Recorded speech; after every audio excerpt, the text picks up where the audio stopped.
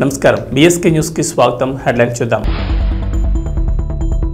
నన్ను ఆంధ్రప్రదేశ్ అసెంబ్లీలో స్పీకర్ గా చూడాలనుకుంటున్నారు ట్రిపుల్ ఆర్.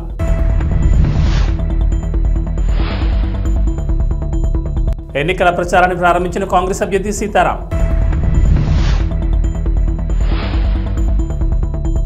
పశ్చిమ గోదావరి జిల్లా భీమవరం కలెక్టరేట్లో మీడియా సెంటర్ ఏర్పాటు. పశ్చిమ గోదావరి జిల్లా భీమవరం టీడీపీ, బీజేపీ, జనసేన కూటమి నుంచి అభ్యర్థిగా పోటీ చేయడం తన ఆశయమని నరసాపురం ఎంపీ రఘురామకృష్ణరాజు అన్నారు. పెదమేరంలో ఈ సందర్భంగా మాట్లాడుతూ నేను ఎక్కడి నుంచి పోటీ చేస్తాననేది మరో 2 రోజుల్లో తేలుతుందన్నారు. నరసాపురం ఎంపీగా పోటీ చేసి ఢిల్లీ ఎంపీనా లేక లోకల్ ఎమ్మెల్యేగా అమరావతి ఎమ్మెల్యేనా చూడాలని, మరి పోటీ చేయడమైతే పక్కా అని, ఎంపీగా పోటీ చేయాలనేది నా ఆశ అని, అసెంబ్లీలో ఉండాలనేది ప్రజల కోరికని, చాలామంది నన్ను అసెంబ్లీలో స్పీకర్గా చూడాలనుకుంటున్నారని, ఏం జరుగుతుందో అలా జరుగుతుంది, ఆ భగవంతుని నిర్ణయమని ఆయన అన్నారు. ఢిల్లీయా అమరావతి అనేది మరి 2 రోజుల్లో తేలుతుందని నేను అనుకుంటున్నా. ఆల్రెడీ తేలిపోయిందని కొన్ని ఛానల్స్లో వచ్చింది. సో ఏదోటి నిజమవుతుంది. కేంద్రమా, నేను కోరుకున్న కేంద్రమా, ప్రజలు కోరుకుంటున్న రాష్ట్రమా? ఎందుకంటే మెజారిటీ పీపుల్ మీరు అసెంబ్లీకి రండి, మీరు స్పీకర్ స్థానంలో ఉండాలి, కొందరు అలా రకరకాలుగా ఏదో సోషల్ మీడియాలో వస్తుంది. ఏమో మరి నాకు నేను కోరుకునేది అనుకున్నామని జరగవు అన్నీ, అనుకోలేదని ఆగవు కొన్ని, జరిగేవన్నీ మంచికని అనుకోవటమే మనిషి పని. అది సో ఆత్రేయ గారి సినిమా పాటది. ఏ సినిమా? మురళీకృష్ణ. సో ఆ పాటను నేను బలంగా నమ్ముతాను.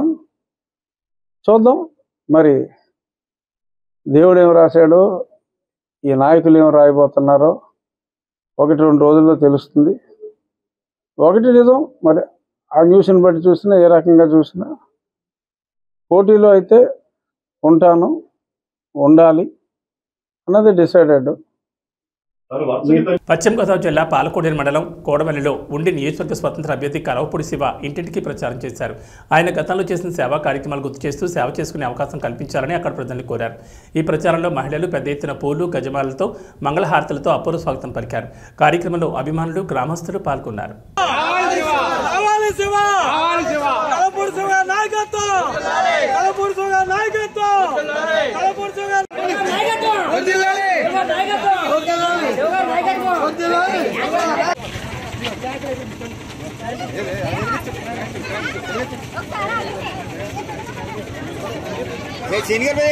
పశ్చిమ గోదావరి జిల్లా ఒండి నియోజకవర్గ శాసనసభ్యులు మంతెన రామరాజు కార్యాలయంలో తెలుగుదేశం, జనసేన, బీజేపీ పార్టీల మీడియా సమావేశం నిర్వహించారు.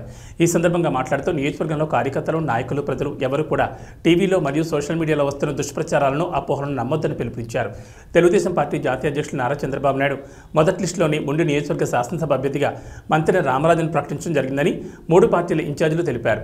నియోజకవర్గంలో ఉన్న పార్టీ కార్యకర్తలు, నాయకులు, నియోజకవర్గ ప్రజలు అత్యధిక మెజార్టీతో గెలిపించాలని మీడియా ద్వారా తెలిపారు. ఈ సమావేశంలో నాయకులు పాల్గొన్నారు. మీ దాంట్లోనే ప్రశ్న జవాబు ఉంది ముందుగా. ఎందుకంటే ఈరోజు ఉండి నియోజకవర్గం అప్పుడే చంద్రబాబు నాయుడు గారు సిట్టింగ్లు అందరికీ ఇచ్చామని చెప్పి గతంలో అనౌన్స్ చేశారు 2 సంవత్సరాల క్రితం. తర్వాత అచ్చెన్నాయుడు గారు అనౌన్స్ చేశారు. తర్వాత ఫైనల్గా ఫస్ట్ లిస్ట్ తోటి, సెకండ్ లిస్ట్ తోటి, థర్డ్ లిస్ట్ తోటి ఉమ్మడి కార్యాచరణలో భాగంగా సీట్లు అనౌన్స్ చేశారు. దాంట్లో క్లియర్గా ఉండి నియోజకవర్గం మళ్ళీ స్థానికంగా ఉన్నటువంటి శాసనసభ్యుడికే పోటీ చేయడానికి అవకాశం ఇచ్చారని చెప్పి గౌరవనీయులు నారా చంద్రబాబు నాయుడు గారు చెప్పడం జరిగింది. దీంట్లో ఎక్కడా మార్పు లేదు. కార్యకర్తలు ఎక్కడ కూడా ఆదాయపడడం అవసరం లేదు. నాకు కూడా కాల్స్ వస్తున్నాయి, 20 గంటలకు వచ్చినాయి. మీరు ఎప్పుడున్నారు సార్ అంటున్నారు, దేవాల ఆఫీస్లో ఉందని చెప్తున్నాను. ఏదో ఊహించుకుంటూ అనేది కరెక్ట్ కాదు. నాయకుడు ఏదైతే మాట మీద ఎవరికి తీసుకొచ్చి ఈరోజు అనౌన్స్ చేయడం జరిగింది, దాని గురించి వేరే ఆలోచన ఏ కార్యకర్తకి అవసరం లేదు. అందరూ ధైర్యంగా పనిచేయండి. ధైర్యంగా రాబోయే రోజుల్లో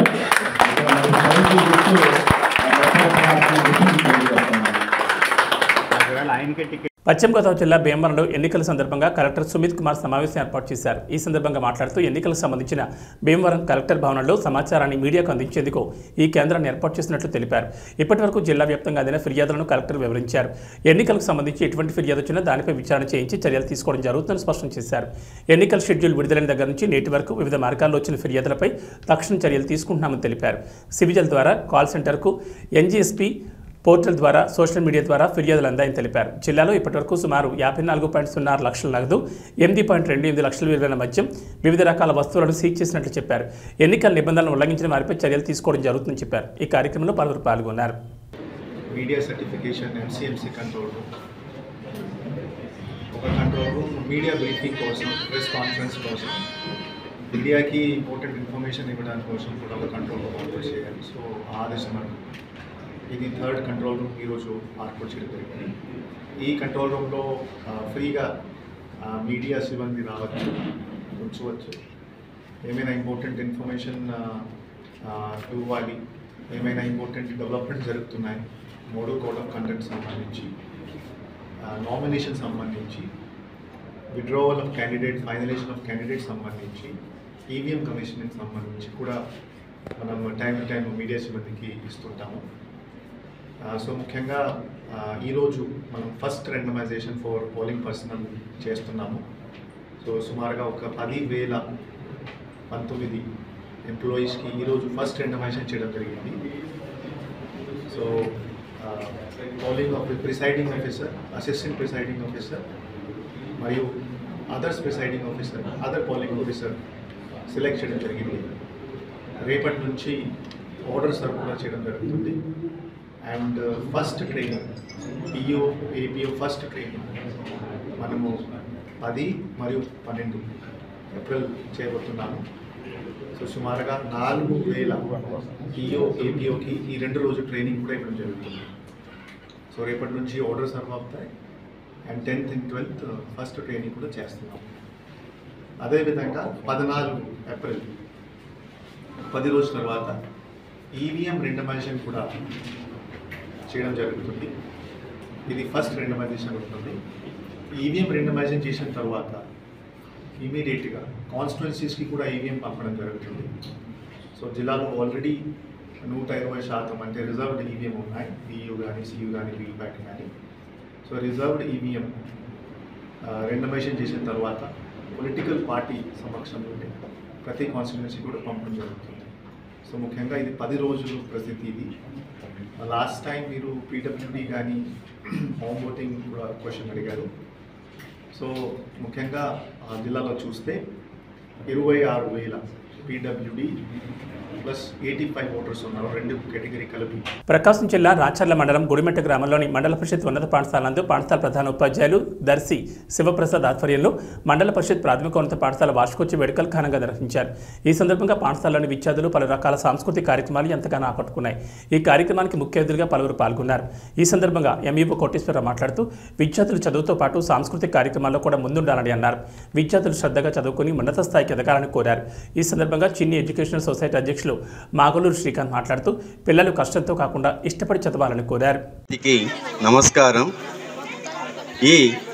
ఈరోజు ఈ చల్లని సాయంకాలపు వేళ మన పాఠశాల వార్షికోత్సవానికి విచ్చేసినటువంటి మన రాచర్ల మండల ఎంఈఓ శ్రీ కోటేశ్వరరావు సార్ గారికి, జిల్లా అధ్యక్షుడు ఎం శ్రీనివాసులు గారికి, చిన్ని ఫౌండేషన్ ప్రెసిడెంట్ శ్రీకాంత్ గారికి, అదేవిధంగా రాంభూపాల్ రెడ్డి సార్ గారికి, మన చైర్మన్ బాలాజీ గారికి, అందరికి ఈ సంవత్సరం జూన్ 12 రావడం జరిగింది, పిలించడం జరిగింది. వారి స్థాయి కొద్దిగా వాళ్ళకు రోజు ఒక సాయంత్రం ఒక రాసులు తీసుకుంటూ కొద్దిగా చదువులో వెనుకబడిన వాళ్లకు ప్రత్యేక శ్రద్ధ తీసుకుంటూ మా వంతు కృషి చేస్తూ ఉన్నాము. నైతిక విలువలు, సమాజం గురించి, పెద్దల పట్ల ఎలా ఉండాలి, ఎలా మెలగాలి, ప్రస్తుతం ఉన్న పరిస్థితులతో మనం ఎలా అప్డేట్ కావాలి మొదలగు విషయాలను కూడా బోధిస్తూ ఉన్నాము. ప్రతి విద్యార్థి క్రమశిక్షణతో తల్లిదండ్రుల కష్టాన్ని ఇష్టంగా చదివినట్లయితే అత్యధిక మార్కులు సాధించడానికి అవకాశం ఉంటుంది. ఏదైతే లక్ష్యం ఉంటుందో ఆ లక్ష్యాన్ని సాధించడానికి కూడా అవకాశం ఉంటుంది. ఒకసారి గమనించండి, విద్యార్థులు అయితే మీరు పుట్టినప్పుడు తల్లిదండ్రులు సంతోషపడి ఉంటారు. రెండోసారి ఎప్పుడు సంతోషపడతారంటే మీరు పెరిగి ఎప్పుడైతే 10th క్లాస్లో మంచి మార్కులు వస్తాయో అప్పుడు సంతోషపడతారు. ఏమని చెప్పి సంతోషపడతారంటే నా కూతురు కానీ నా కొడుకు కానీ రాచర్ల మండలంలో టాప్ వచ్చిందని చెప్పి సంతోషపడతారు. ఒక్కసారి మీ తల్లిదండ్రుల కష్టాన్ని ఇష్టంగా చదివి మీ పాఠశాలకు అదేవిధంగా మీ గ్రామం ప్రజలకు మంచి ఉన్నత స్థాయిలో ఒక విద్యార్థిని తీర్చిదిద్దే ఉపాధ్యాయుడు ఎవరంటే ఉపాధ్యాయుడు. వారిని గమనించి రాబోయేటువంటి రోజుల్లో పేరెంట్స్ అయితే ఇదే పాఠశాలలో చేర్పించి విద్యార్థులను ఉన్నత స్థానంలో తీర్చిదిద్దడానికి మన పాఠశాల ప్రధానోపాధ్యాయులు గారు ఉపాధ్యాయులందరూ కూడా మంచి స్థానంలో ఉన్నారని చెప్పి ఈ సందర్భంగా తెలియజేసుకుంటూ, అదేవిధంగా రాబోయే విద్యార్థులు కావాలంటే ప్రధానోపాధ్యాయుల సహకారంతో ఎలక్షన్ కమిషన్ ఆదేశాల మేరకు ఇంటెలిజెన్స్ బ్యూరో నుండి ప్రకాశం జిల్లా నూతన ఎస్పీగా నియమితులైన గరుడ్ సుమిత్ సునీల్ జిల్లా పోలీస్ కార్యాలయంలో బాధ్యతలు స్వీకరించారు. నూతనంగా బాధ్యతలు స్వీకరించిన ఎస్పీని పలువురు స్వాగతం పలికారు. ఈ సందర్భంగా మాట్లాడుతూ సార్వత్రిక ఎన్నికల్లో election commission of India guidelines ప్రకారం జిల్లాలో ఎలాంటి శాంతి భద్రతల సమస్యలు ఉత్పన్నం కాకుండా ప్రశాంత వాతావరణంలో ఎన్నికలు జరిగేటట్లు చేయడమే తన ప్రథమ కర్తవ్యమన్నారు. ఇతర శాఖల అధికారులతో సమన్వయం చేసుకుంటూ స్వేచ్ఛాయుత, పారదర్శక, నిష్పక్షపాత ఎన్నికల నిర్వహణలో సమర్థవంతంగా విధులు నిర్వర్తిస్తామన్నారు.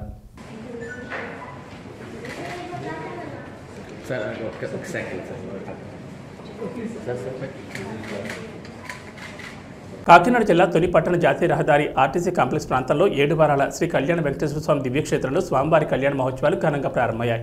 ఉదయం స్వామివారి పందిర్రాట మహోత్సవం ఘనంగా జరిగింది. అర్చకుల సూచనలతో ముత్తైదువులు శుభముహూర్తానికి పందిర్రాట వేశారు. అనంతరం స్వామివారి ఊరేగింపు కార్యక్రమం ఘనంగా నిర్వహించారు. బెలంకొత్తూరు నుంచి వచ్చిన చెట్టు భజన బృందం, పాయికరావుపేట నుంచి వచ్చిన కోలాట మహిళా భక్తులు స్వామివారి సేవలో కొనియాడారు.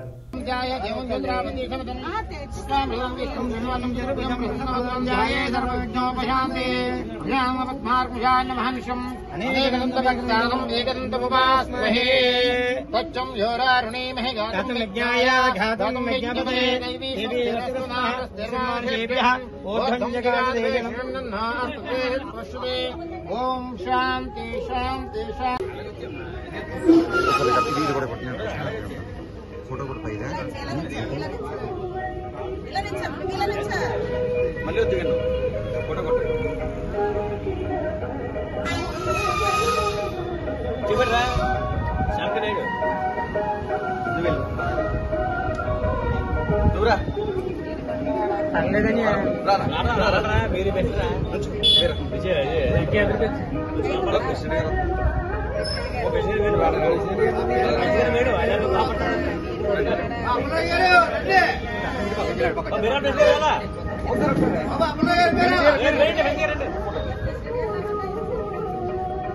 అదే వచ్చేతరే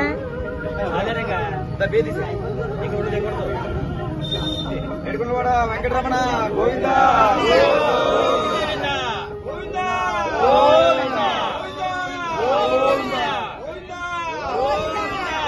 ఆపినా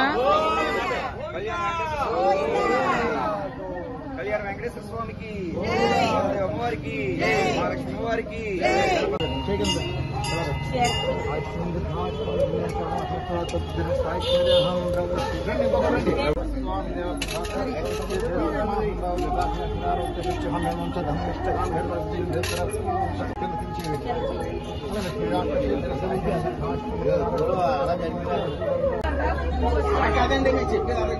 అన్నమయ్య జిల్లా రైల్వే కోడూరులో ఆత్మీయ సమావేశం జరిగింది. ఈ కార్యక్రమంలో టీడీపీ, జనసేన, బీజేపీ బలపరిచిన జనసేన ఎమ్మెల్యే అభ్యర్థి అరవ శ్రీధర్ని గెలిపించుకుంటామని అన్నారు.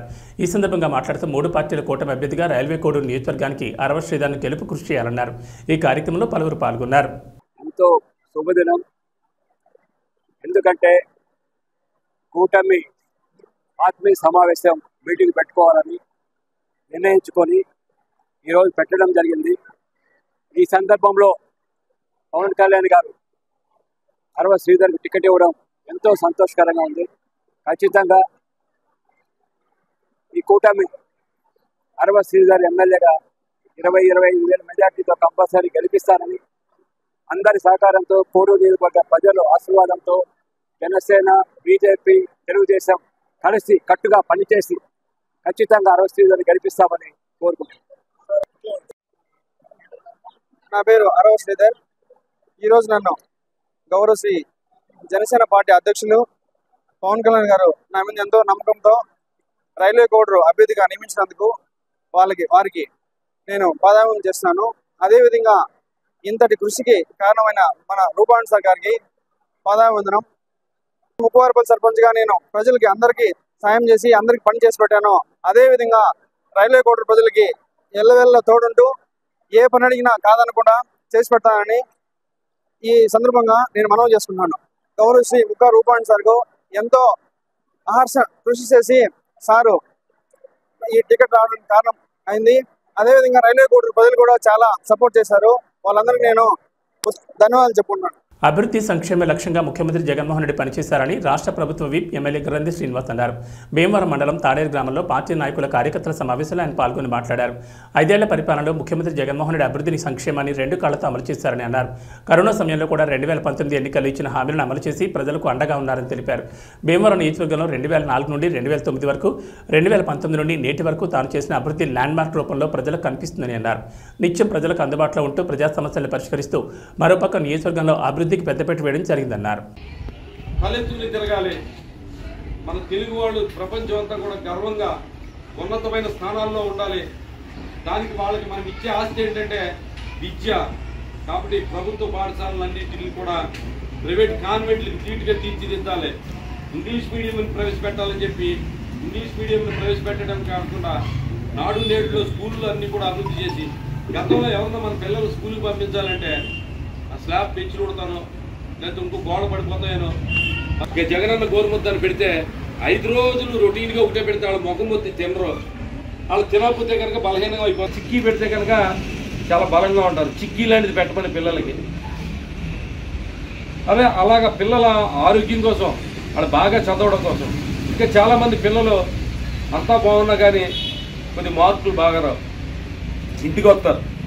ఇంటికి వచ్చేసరికి తల్లి 2 వాయింతదే మార్కులు సరిగ్గా రాలేదని. ఆ తల్లికి తెలియదు నిజంగా. ఆ పిల్ల తెలివైన వాళ్ళు కానీ కనీసం కంటి చూపులో ఏదో లోపం ఉంటుంది. ఆ తల్లికి తెలియదు, తండ్రికి తెలియదు.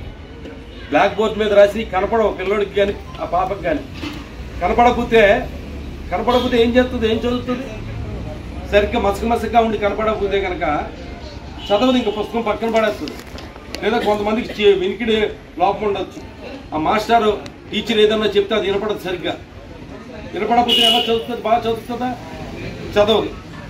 మనం ఏం చేస్తాం? ఇంటికాడికి వస్తే 2 దెబ్బలు వేస్తాం బాగా చదువుతలేదు. కానీ జగన్మోహన్ రెడ్డి గారు అలా చేయలే. ఆ పిల్లలకి కంటి చూపు సరిగ్గా ఉందా లేదా కంటి పరీక్షలు చేయండి, వినికిడి పరీక్షలు చేయండి. అవసరం అయితే వాళ్ళ కళ్ళజోడేసి లేదా ఆపరేషన్ అయితే ఆపరేషన్ చేయండి. ఆ కంటి లోపాన్ని ఏదైతే ఉన్నదో మనం దానికి వాళ్ళకి దూరం చేస్తే కనుక వాళ్ళ మిగతా పిల్లల్లాగా బాగా చదువుకుంటారు అని చెప్పి ఆ పిల్లల కోసం అంతగా ఆలోచన చేసి వాళ్ళకి మనం ఇచ్చేది ఏంటంటే ఆస్తి చదువే, విద్య మనం వాళ్ళకి ఇచ్చేది అని చెప్పి ఆలోచన చేసి ముఖ్యమంత్రి ఎవరన్నా ఉన్నారంటే కనుక ఎన్నికల ప్రచారంలో భాగంగా మల్కాజ్గిరి పార్లమెంట్ నియోజకవర్గంలోని కంటోన్మెంట్లో ఏర్పాటు చేసిన మీడియా సమావేశానికి బీజేపీ అభ్యర్థి ఈటెల రాజేంద్ర హాజరయ్యారు. ఈ సందర్భంగా మాట్లాడుతూ మల్కాజ్గిరిలో బీజేపీకి పోటీ లేరని ఈటెల అన్నారు. మల్కాజ్గిరి పార్లమెంట్ ప్రజలు కులమతాలకు అతీతంగా, పార్టీలకు అతీతంగా బీజేపీకి ఓటు వేయడానికి సిద్ధంగా ఉన్నారని వారు తెలిపారు. ఈ ఎన్నికల్లో డబ్బు మద్యంతో ఎన్ని కుప్పిగంతులు వేసినా పనిచేయవని అన్నారు. కేంద్ర ప్రభుత్వ నిధులతో కంటోన్మెంట్ నియోజకవర్గాన్ని అభివృద్ధి చేస్తారని ఆయన తెలిపారు. తెలంగాణలో అధికంగా బీజేపీ పార్లమెంట్ సీట్లను కైవసం చేసుకుంటుందని తెలిపారు.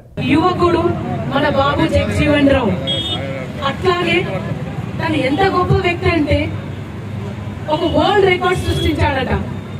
ఏ వరల్డ్ రికార్డ్ అంటే 40 ఏళ్ల పాటు తను పార్లమెంట్ లో తను ఎప్పుడైతే పార్లమెంట్ లో అడుగు పెట్టాడో, మినిస్ట్రీగా ఉన్నాడో అప్పటి నుంచి 40 ఏళ్ల పాటు చనిపోయేంత వరకు కూడా తను పార్లమెంటరీగా తన సేవలు అందించాడు. ఆయన గొప్ప వ్యక్తి ఎలా అయ్యాడంటే 40 ఏళ్ల పాటు తను గెలిచి పార్లమెంట్ లో ఉన్నాడంటే తన వ్యక్తిత్వం ఇంపార్టెంట్, తన ఆశయం గొప్పది. తను పేద ప్రజల కోసం, అణగారిన వర్గాల కోసం he was a crusader for social justice. అంటే ఒక యుద్ధ నౌక, ఒక వీరుడు ఎక్కడైతే ఇన్జస్టిస్ ఉందో అక్కడ వెళ్ళి పోరాడేవాడంట, అన్యాయం కోసం తిరుగుబడేవాడంట, ప్రతి ఒక్కరు కోసం చెలించిపోయేవాడంట. అందుకే ప్రజలు తనను అన్నిసార్లు ఒక 5 decades ఆయనని ప్రజలు నిర్వినాగా గెలిపించుకొని పార్లమెంట్కి పంపించాడంటే చాలా చిన్న విషయం కాదు. భారత చరిత్రలో మొదటి వ్యక్తిగా ఆయన దళితకు ఒక వాదన వినిపించాడు. ఏం వాదన అంటే మనం జస్టిస్ కోసమే కాదు, మనము పొలిటికల్ పవర్ కోసం కూడా కొట్లాడాలి.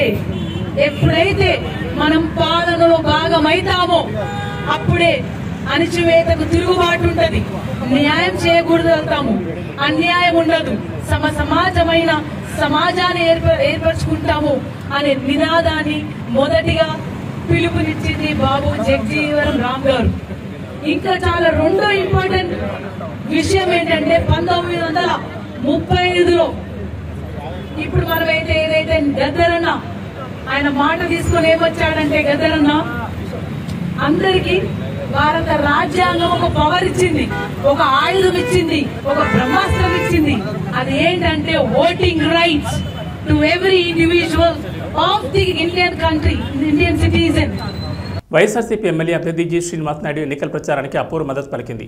పెరవలి మండలం కానూరు అగ్రహారం గ్రామంలో ఎన్నికల ప్రచారం చేస్తున్న వైఎస్ఆర్సీపీ ఎమ్మెల్యే అభ్యర్థి జి శ్రీనివాస్ నాయుడు ప్రజలంతా అడుగడుగునా అండగా నిలిచారు. 5 ఏళ్లలో తమ కుటుంబాలకు కలిగిన సంక్షేమాన్ని సంతోషంగా చెప్తున్నారు.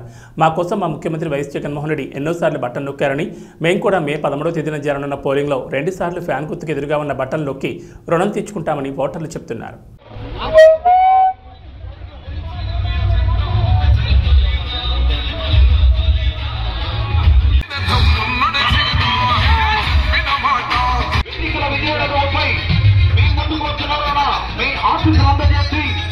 ఎన్నికల్లో 2 ఓట్లు కూడా ఫ్యాన్ గుర్తుకేసి అఖండ మెజార్టీతో గెలిపించవలసిందిగా కోరి ప్రార్థిస్తున్నాం.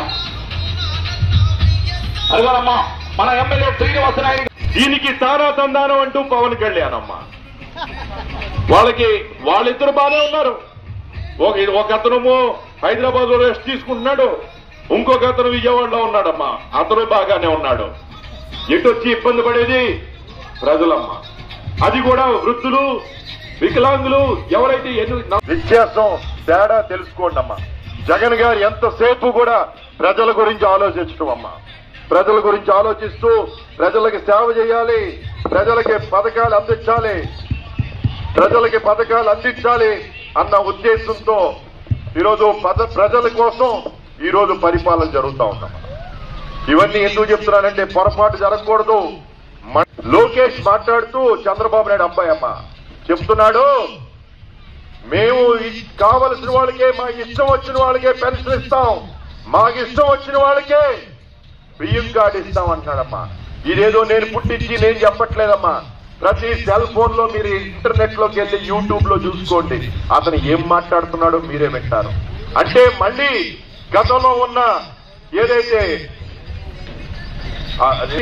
మళ్ళీ జన్మభూమి కమిటీ పరిపాలన తీసుకొచ్చి ప్రజలకు ఏదైనా కావాలంటే మళ్ళీ అయ్యా మాకు ఇది కావాలి అని మళ్ళీ తెలుగుదేశం నాయకుల దగ్గరికి వెళ్ళి చేతులు కట్టుకుంటే నుంచుండేటట్టు మళ్ళీ వ్యవస్థ తీసుకొస్తామని చెప్తా ఉన్నారు. ఈరోజు జగన్ గారు మతం చూడొద్దు, కులం చూడొద్దు, ఆఖరికి పార్టీ చూడొద్దు, మనకి ఓటేశారో లేదో చూడొద్దు, ప్రతి ఒక్కరికి ఎవరైతే అర్హులో వారందరికీ కూడా మీరు అన్ని పథకాలు అందించమని చక్కటి వ్యవస్థ పెట్టారమ్మా. ఈ రోజు ఇంటికి తీసుకెళ్లి పెన్షన్ ఇవ్వండి, ఇంటికి తీసుకెళ్లి రేషన్ ఇవ్వండి అని చెప్పడం జరిగింది. మన బోనకల్ మండలంలో ఉన్న శాంతి నిలయంలో సిస్టర్ ఆల్ఫ్రీ దివ్యాంగుల పిల్లలకు ఉచిత సేవ చేస్తూ ఎంతోమంది అభాగ్యుల కళ్ళలో ఆనందాన్ని నింపుతూ ప్రభుత్వం చేత ఆమోదించబడిన శాంతి నిలయం ఎంతోమందికి అభాగ్యులకు భోజనం కల్పిస్తూ దివ్యాంగుల చిన్నారులకు వాళ్ళ ఆశలు నెరవేరుస్తున్నందుకు చాలా సంతోషంగా ఉందని అన్నారు. సర్టిఫికెట్స్ వాళ్ళకి ఫైల్ సబ్మిట్ చేయడం జరిగింది. కానీ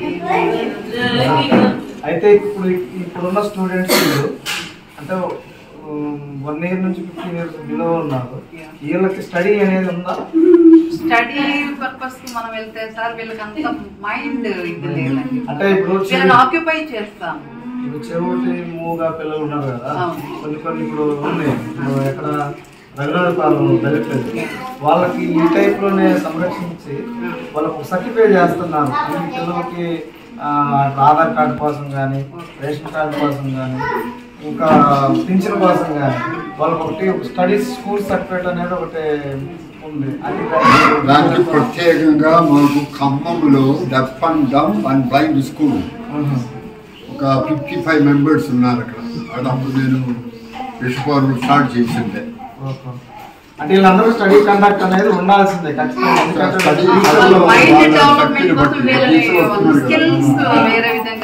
స్పెషల్ టీచర్ అపాయింటెడ్. ఇప్పుడు ఇక్కడ లోకల్లో వీళ్ళు ఉంటున్నట్టు తహసీల్దార్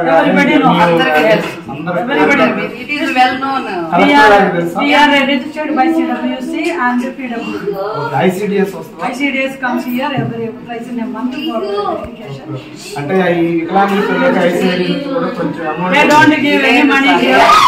Only will request. మరి మీరు ఎట్లా చేయగలుగుతున్నారు ఇంతమంది? As per 2020 onwards, it is local contribution. FC అనేది లేదు. FC they don't have. We have to apply for it. We had a little help from the ICS leader, but in 2020 onwards after lockdown, we are have to buy only local contribution. ఇప్పుడు health issues వస్తే ఎక్కడ తీసుకెళ్తారు? Khammam. We have got the Lakshmi Madhav Hospital in Khammam, run by Dr. Subbarao and Vimala, Dr. Vimala Ambani. Local PHC. Plus we take to Dr. Sriracha Hospital. These two hospitals are helping us for the treatment. Lot of help money they free service.